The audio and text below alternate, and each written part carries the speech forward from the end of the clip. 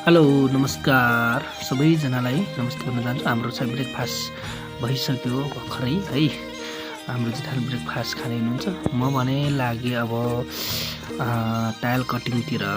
आज हाम्रो काम भने टाइल कटिङ गर्ने, टाइल लगाउने। यो एउटा सानो किचन बनाउने छौँ।